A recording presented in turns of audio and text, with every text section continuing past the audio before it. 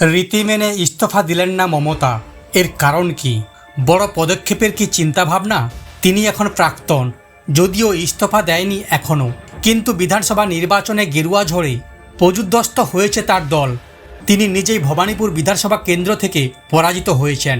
মমতা বন্দ্যোপাধ্যায় এখন বিধায়কও নন, মুখ্যমন্ত্রীও নন। আইন বলছে সরকার পতন নিশ্চিত হলেই মুখ্যমন্ত্রীদের ইস্তফা দিতে হয়। সেক্ষেত্রে এখনও ইস্তফা না দিয়ে কি রীতি ভাঙলেন মমতা? এই নিয়ে জোর বিতর্ক শুরু হয়েছে রাজ্য রাজনীতিতে। 2011 সাল, ঠিক সেইবারও পরিবর্তনের হাওয়া উঠেছিল বাংলায়। মমতা বন্দ্যোপাধ্যায়ের নেতৃত্বে তৃণমূলের সরকার গঠন হয়েছিল পশ্চিমবঙ্গে।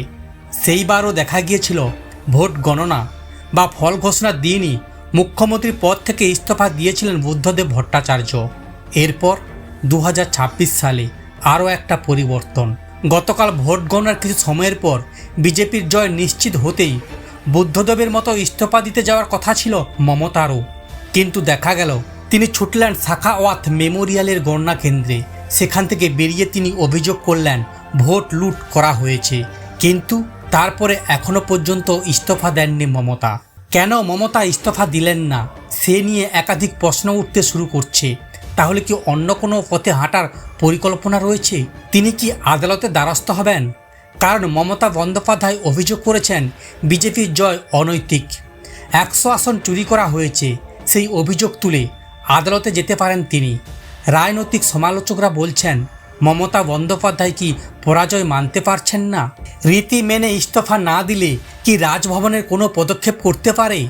যে দল সংখ্যাগরিষ্ঠতা নিয়ে সরকার গঠন করবে তাদের আমন্ত্রণ জানাবেন রাজ্যপাল। কিন্তু তার আগে মমতা বন্দ্যোপাধ্যায় যদি ইস্তফা না দেন তার বিরুদ্ধে কি পদক্ষেপ করা যায় সে নিয়ে চিন্তাভাবনা করছে রাজভবন। পশ্চিমবঙ্গের রাজনৈতিক প্রেক্ষাপটে নজিরবিহীন টানাপোড়েন শুরু হয়েছে মুখ্যমন্ত্রীর পদত্যাগ নিয়ে। বিধানসভা নির্বাচনে নিঃশঙ্কুর সংখ্যাগরিষ্ঠতা নিয়ে বিজেপি জয়লাভ করলেও পরাজয় মেনে নিতে নারাজ তৃণমূল নেত্রী মমতা বন্দ্যোপাধ্যায়। এই পরিস্থিতিতে রাজ্য বিজেপি সাফ জানিয়ে দিয়েছে আগামী 7 তারিখ পর্যন্ত সময় দেওয়া হচ্ছে তাকে। 3 বারের একজন মুখ্যমন্ত্রীর এমন আচরণ শোভা পায় না। নির্বাচনী ফলাফল অনুযায়ী 293টি আসনের মধ্যে 207টি আসনে জয়ী হয়ে একক সংখ্যাগরিষ্ঠতা লাভ করেছে বিজেপি। অন্যদিকে তৃণমূল কংগ্রেস পেয়েছে মাত্র 80টি আসন। খোদ ভবানীপুর কেন্দ্রে বিজেপি প্রার্থী শুভেন্দু অধিকারীর কাছে 15,000-এরও বেশি ভোটে পরাজিত হয়েছেন মমতা বন্দ্যোপাধ্যায়।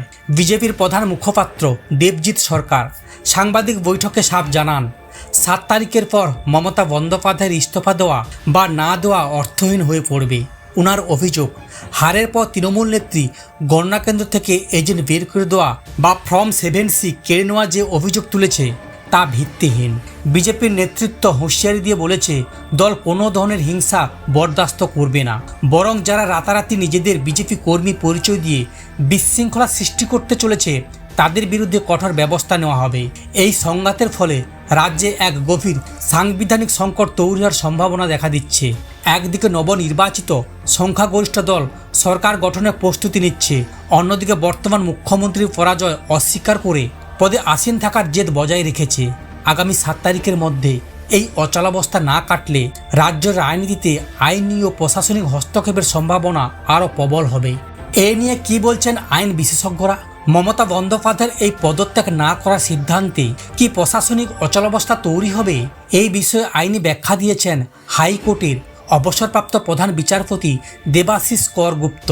তার মতে আগামী মুখ্যমন্ত্রী পদত্যাগ না করলেও নতুন সরকার গঠনে কোনো আইনি বাধা নেই। বিচারপতি করগুপ্ত সংবিধানের 164 নম্বর ধারা উল্লেখ করে জানান, রাজ্যপাল যতদিন চাইবেন মুখ্যমন্ত্রী এবং মন্ত্রিসভা ততদিনই পদে থাকতে পারেন।